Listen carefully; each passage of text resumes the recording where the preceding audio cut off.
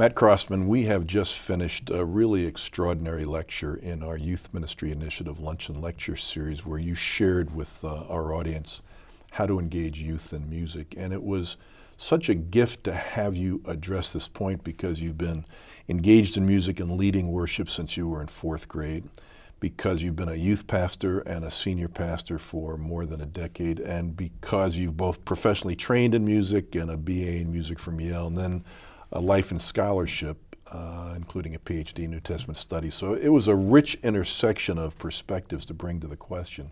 But I loved the opening question. The opening question you started with a very diverse audience was, why sing? Why do we sing it all in church? Can you address that? Yeah. Well, it started with the question because we realized if we look at what we do in church, singing, standing together and singing together is maybe the most bizarre thing that we do. In the rest of our culture, we listen to people give talks, we read texts and interpret them, we do community service, we share meals together. Even when it comes to prayer, my hunch is that more non-religious people pray regularly than sing corporately. And so the fact is, asking people to come in and stand up and sing together is the weirdest thing that we ask people to do.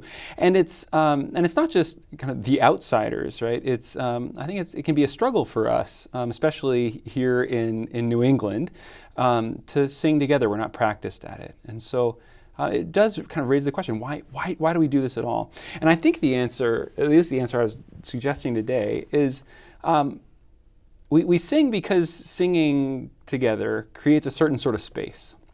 It creates a space with a certain sort of character, and that space and that character of that space allows for an encounter with God. And that's what we're after. We're after that encounter with God. And so music is like architecture. It creates space of a certain sort. And so the right kind of music, and music that's well tended and well cared for, is like building a really impactful chapel, right, or a space in which we can encounter God. And we talked about three different kind of characteristics of the kind of space that corporate music, corporate singing creates, and was that it creates a vulnerable space. It's a space that actually requires some vulnerability to enter, and then is itself a kind of vulnerable space. It's a space that makes possible what I call transrational experiences, things that are maybe emotional or spiritual or beyond just kind of figuring things out. And that's a really important part of our life that is underserved in the rest of our kind of daily, weekly, regular rhythms. And of course, singing together means that the space that we create is communal as well. So there's community built when we come together. And all of this you kind of get almost for free, as it were, just by making the decision to sing together regularly.